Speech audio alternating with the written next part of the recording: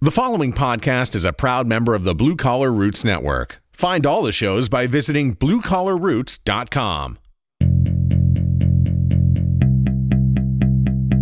If you've got people that aren't getting along in a company, the only person I'm going to look at is the manager.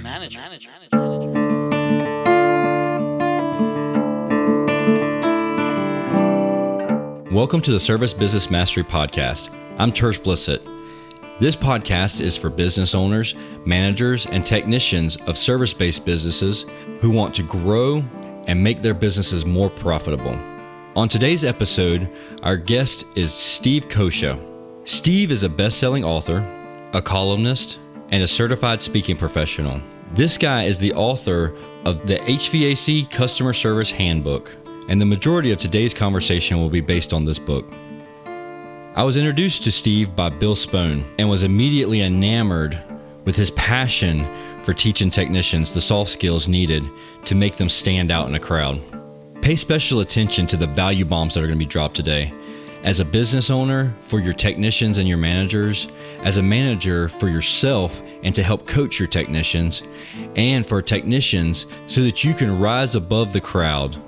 Steve has packages available for companies all shapes and sizes, and a link to his website will be posted in today's show notes. I introduce to you Steve Coscia. If you will, tell our audience a little bit about yourself, where you're from, how you got into the industry, and what exactly it is you do with our industry. And when I say our industry, I'm speaking towards the HVAC side of things. I'm geographically from New York City. I've been living in Philadelphia, Pennsylvania for the last 30-something years. I met my wife here and started the family. But I am from service management as a career. So that's what I did most of my professional career. I worked in more of the electronic side of things, printed circuit boards, and I had technicians working for me. I had office people working for me. And as a service manager, I was responsible for customer satisfaction. And one of the events that I had to handle early in my career was a factory recall for a consumer electronics product. If the statement, "what doesn't kill you makes you stronger," has any validity, it did with me because it almost killed me. But I survived, and what I learned from all of that adversity was that what customers really want when things go bad is help. And that's what got me through it. I was empathetic and I was concerned, but I had to demonstrate the empathy and the concern with action. And that's where you have to have a stable process for serving customers so that when problems do arise, they can sense the action. It was that event that was an epiphany for me to the degree where I decided to write about it. I wrote a few articles and then I decided to write a book, and it was very hard to get published back then. This is in the late 1980s, early 1990s. So no sticking it right on Amazon and having it... No, there was no internet back then. But I finally did find a publisher after being rejected by 54 business publishers. Oh, wow. So the first book came out in 1992. My second book came out in 1996. And they were both about customer service. They were mass market books. So I was a service manager who was also a published author, which was a nice feather in my cap. It gave me some other business opportunities because I would be invited to speak at conferences every now and then. But then my job went away in about 2001. The plant where I work was shut down, so I started to consult. One of the industries that I was invited in was the mechanical trades. It was plumbing, heating, refrigeration, that type of thing. And it was an industry that is totally reliant upon service, yet there didn't seem to be any documentation for how the service should be delivered. So since I'd written 2 other books, I decided to write this other book as a little brochure as an introduction to the industry. And I decided to self-publish it. So I wrote it myself. I laid it out. I had somebody print it for me. And it was more of a brochure when it first came out. But little did I know that the industry really needed my book. And I started to see orders for like 20 and 30 and 40 books at a time. And when I inquired about those larger orders, they were all coming from the same type of person. It was a person who was either an HVAC company owner during the day, and at nighttime he taught at a trade school or a community college, and he was buying 20, 30, 40 books for his students. And that's where I saw this other opportunity. So that's how I got into this side of the industry. I was writing that book, doing a few seminars, but it was a very interesting lesson in taking risks and going the extra mile, because I didn't have to write the book, and it was a lot of work to do. I had to do a ton of research.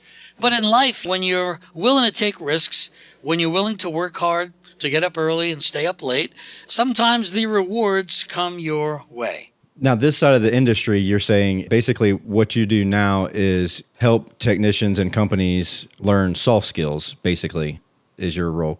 Is that correct? Yeah, that's correct. I work with lots of different facets of the mechanical trades in their professionalism and their soft skills, and even in their personal hygiene and dressing neatly and keeping the truck neat and clean, and all the different facets of what might be perceived by the customer as a touch point. I have your book here in my hand, the HVAC Customer Service Handbook, the 4th edition. This thing is loaded down with some value. I don't want to go over the whole book because we could be here for weeks just talking about all the great things that are in the book. But I'd like to hit a few of the high points in the book, if you don't mind. And if you'll just kind of explain a few things I'd like to hit. So basically, it's a 3-chapter book. And if you'll just touch on one thing on each chapter, that would be awesome. So we can just give a feel to our audience so that they can fill out your book and your program. The main thing I wanted to get across in the beginning of this book, in the chapter, was the importance of stability in a service operation. So you heard me mention that word earlier when I spoke about the factory recall, that customers want help, and the care and the concern and the empathy has to be demonstrated in some type of action. And you can't have that positive action without a stable process. So in the beginning of the book, we introduce a very simple flowchart demonstration of a sequential and methodical flow for how a service operation can work when you're serving customers. So once I get past introducing the methodical and sequential flow, also integrated in the first chapter is the importance of teamwork. This seems to be an issue in every facet of the mechanical trades, whether it's pipe fitting, refrigeration, HVAC. Every mechanical company seems to have an internal issue of employees working together. And it seems to be mainly between people out in the field and people in the office, and not always being complete in the information that they share, and not always being timely with the information that they share. So that's covered in the first chapter too. And some examples of that are what happens when a technician who's out in the field is in a rush. It's a really hot day and he's struggling to get from one service call to the next service call. And because he's in a rush, he starts to cut corners by being a little too concise, entering information into his tablet. He's not writing the whole symptom. He's not putting the whole parts description, and he's trying to save time.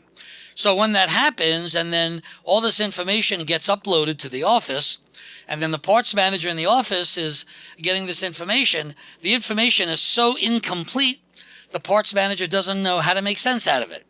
So now the parts manager has to stop what he's doing. He has to pick up the phone, call the technician, who has to pull over his truck to the side of the road, answer the call, go through the work orders from the previous site visits, and now they're wasting time. And they are engaged in the most expensive behavior that is called rework, because someone didn't have enough time, that extra 10 or 20 seconds, to enter the information incorrectly. So that's an example of how teamwork gets in the way of enabling people inside the company to work well. Because here's the reality, Tersh. When we serve our coworkers well, the benefactors of that activity are the external customers. Teamwork is a vital point for mechanical companies, that if we share well, if we are thinking about our coworkers and the information they need, then we get to really exhibit great customer service to the external customers. What would you say really quick about, I've heard several times someone would say something to the extent of, I don't have to like them, I just have to work with them. What would you say to something like that? Well, that's a management problem. So whenever I hear that, that's a management issue. Those situations, they should not be arising, and they should be addressed at the management level. So whenever a manager hires anyone, or a company owner hires anyone to work in a company, part of that manager's criteria is compatibility among the employees. So if you've got people that aren't getting along in a company, the only person I'm going to look at is the manager or the company owner as the root cause. So those situations have to be addressed.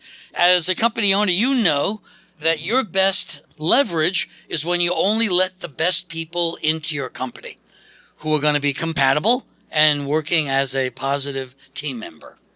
So yes, employees don't always get along, but when they don't, management has to address that issue, because if we allow bad attitudes to fester, they become contagious among the other employees. There was another great part of the chapter 1 that I read, and that was the customer's first impression. I think it's on page 33.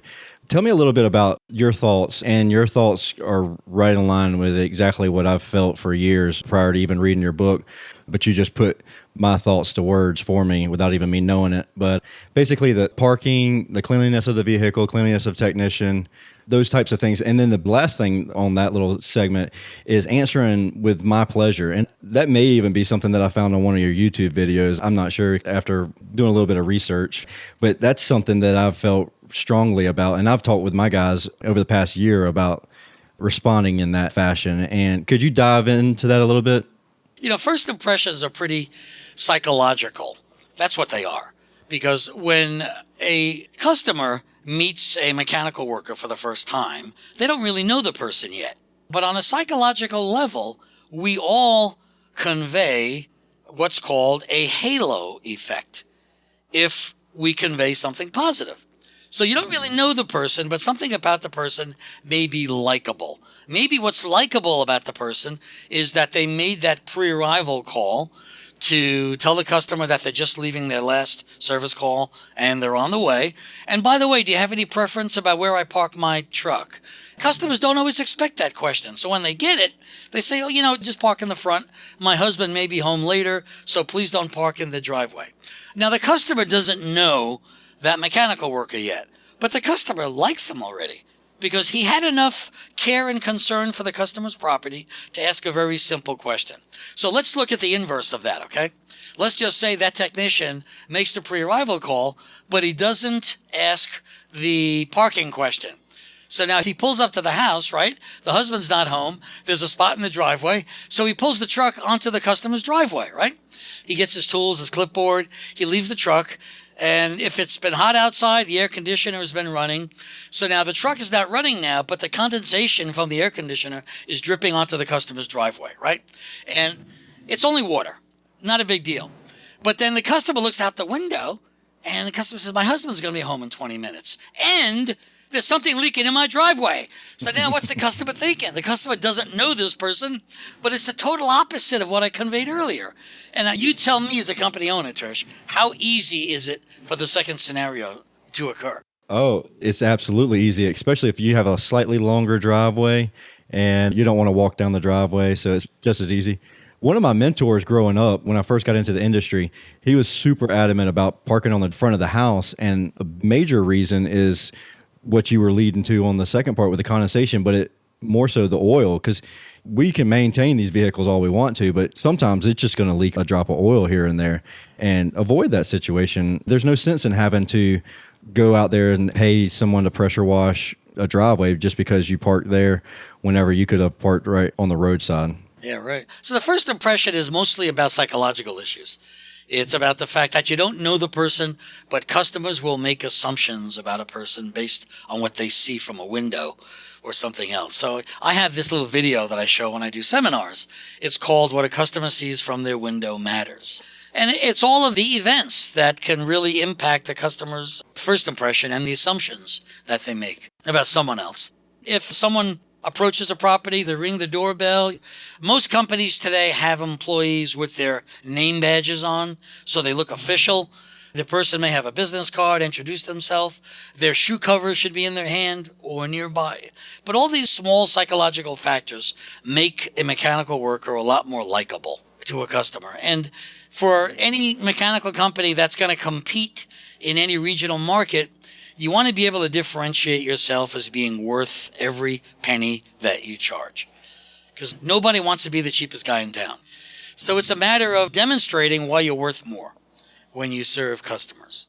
Let me tell you what I instruct my guys to do, and tell me if it's right or wrong, or if you have a better approach to it. Basically, what I like for my guys to do, ring the doorbell and then take 2 steps back and have a business card in their hand so that as soon as they open the door, they can hand the business card to the customer. And then if the customer wants to shake their hand, then they can do that. But don't reach your hand out to shake the customer's hand, because some people just aren't comfortable with that. What you're saying is correct. While you're at the door, you are observant, right? You're watching. And people's body language will give you a clue for how things are. Some people, they'll open their front door for you.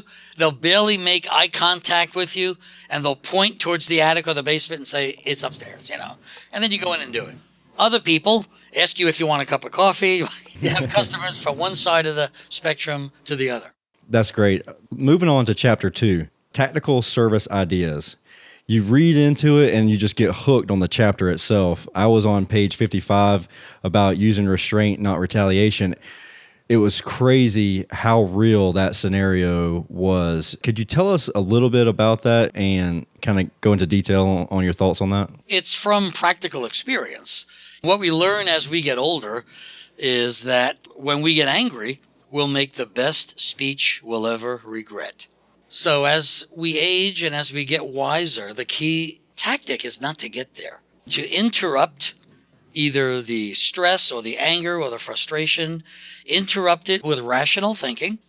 And the rational thinking is just when we say to ourselves things like, oh man, this is not going to be good, but I'm the professional. I'm going to suck it up and I'm going to take it. And that's what we say to ourselves. That's the rational thinking part. And we will save ourselves time. We will save our company money.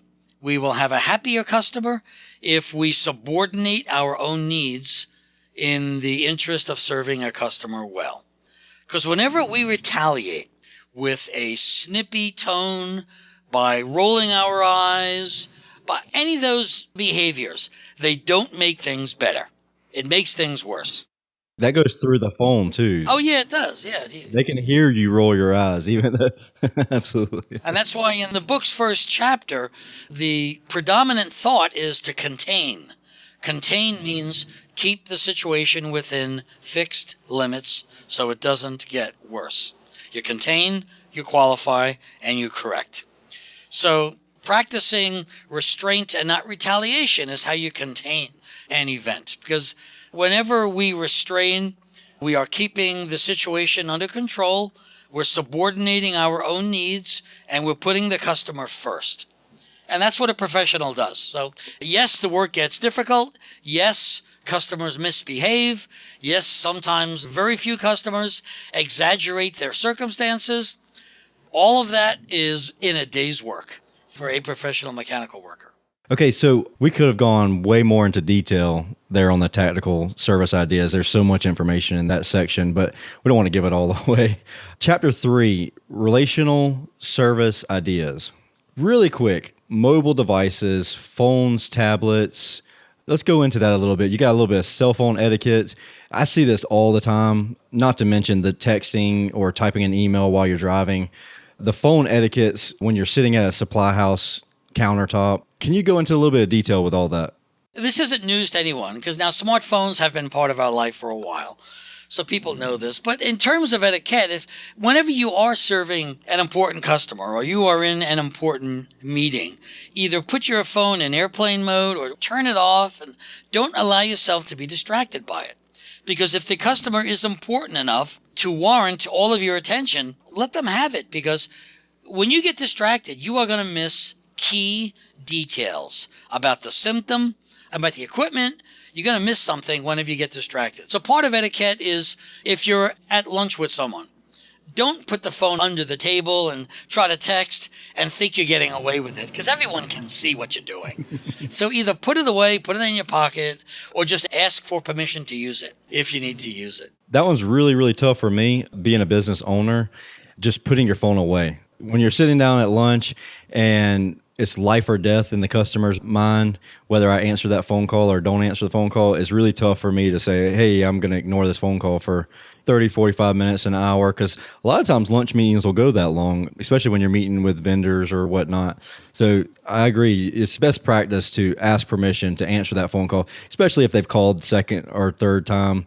It may be important to answer it. And then the other thing is just set, if you're a company owner like yourself and you're going into a meeting, set an expectation. Just say, listen, there's a chance I may get a phone call. If one comes in, I'll give you a heads up notice, but just set the expectation so people know.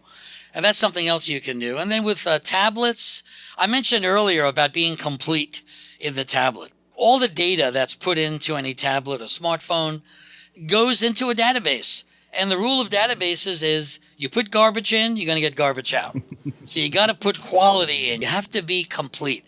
If you're doing service for someone and you recognize that the customer would benefit from a UV light or from a humidifier, and the customer says, no, I don't want that, be complete and write in that the customer declined this specific service. Be complete. Because what happens with many residential service companies is a customer declines something, and then they don't write it in the tablet. And then a week later, the customer calls and says, hey, I've got this problem with the humidity in my house. And it's not in the document that the customer declined the service.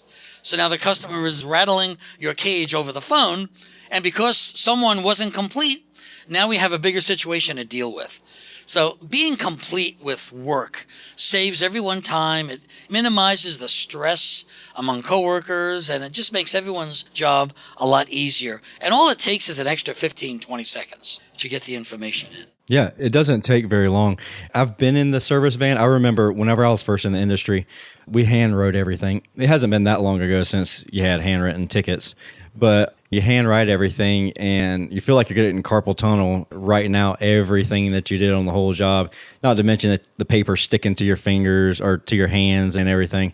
Now with the tablets, it seems so much more streamlined. So really have less of an excuse not to put more detail into the program itself. The key thing among all of this, Tersh, is to remember that honesty and integrity are going to reign supreme beyond any of your technical ability. It's always better to disappoint a customer with the truth than to satisfy a customer with a lie. What that means is if you're not sure if we have the part, if you're not sure if we have the availability and the schedule, don't make believe you do, and don't hope for the best. Say you're going to check on it. Say, you know what? Let me go check on that, and I'll get back to you. It's better to get back to them in 5 minutes with the truth than try to fudge it and then find out later that you can't get the part or something else. That honesty and integrity is the hallmark of the industry that we serve. Okay, that's about all with the book. So before you and I spoke, I looked at a few of your YouTube videos and off your LinkedIn page and everything. There was one thing that really caught my eye. Every time I heard it, I kind of chuckled. Can you dive in a little bit, give us some details pertaining to consonants and vowels and the four-letter word? I just get a chuckle every time I hear you mention this because you say it's really prevalent in New Jersey and where you were in that video, but here it's the exact same thing. So can you go into a little bit of detail with that? One of the benefits I have in the work I do is I get to meet other experts. And some of the other experts I meet are speech therapists and speech pathologists. So they are fascinating people. And what I learned from a speech pathologist was that the purpose of a consonant is to separate the vowels. And when you keep that in mind and you speak that way, your voice gains clarity. You articulate with more precision. And when customers hear that, they start to assume that you're smart. So we want to convey that real smart level of speech. So if we were to slur our speech, and if I were going to ask someone a question such as, did you eat? Those are 3 words. Did you eat? Often, did you eat sounds like jeet, J-E-E-T, with a question mark at the end. That jeet is a manifestation of what happens when the consonants don't separate the vowels. That's the whole point. We just did another video on articulation. It's up on my YouTube channel, and it's in my blog. And it's about pace of speech. Speech, pace, and synergy. And I play piano in that one also. So that's a really fun one. Awesome. We'll link your blog and the video, your YouTube video, too, in the show notes. As we start to wrap this up, if somebody's trying to get in touch with you, if they want to reach out to you and get more information about you and your company, where can they find you? Where's the best place to reach out and to learn more about you? Well, my website is my last name. That's coscia.com. My phone number is 610-853-9836. And my email is just my name, steve@coscia.com. And I assume if anyone's listening to this, they can probably see my name, right, on the page. We have a plethora of resources for the mechanical trades. And you can hear the energy and enthusiasm when I speak about this. I really enjoy doing it. Any young people that want to get into the mechanical trades, this is a great time because there's lots of upward opportunity. Absolutely. And Steve goes all over the country. All you have to do is see one of his email, the signature in his email, and it shows the dates and the locations he'll be. You're all the way out to 2018. You're going to be talking at events and traveling around the country. In my pickup, I drive across the country. I'm proud to say I haven't stepped on an airplane in more than a year. Oh, wow. I've been driving in my pickup and seeing our great country up close and personal. Are you taking Route 66? I haven't done Route 66. I've done I-40. But one of these days when I'm not on so much of a deadline, I'm going to... Very cool. But I'm the king of I-40, man. I've done I-40 from Albuquerque to Knoxville. Very nice. Well, I appreciate you coming on the podcast, and I know our audience really appreciates it too. If anybody out there has technicians, you want to do a ride along, I know Steve does that. He has all kinds of services. Look it up. I'll tag a link in the show notes. The packages that are available through Steve's company, there's no reason for you not to do it. It's really, really a great program. Like I said, Steve, I appreciate you coming on. Our audience appreciates you coming on. My pleasure. Good spending time with you. Yes, sir. Yes, sir. Thank you.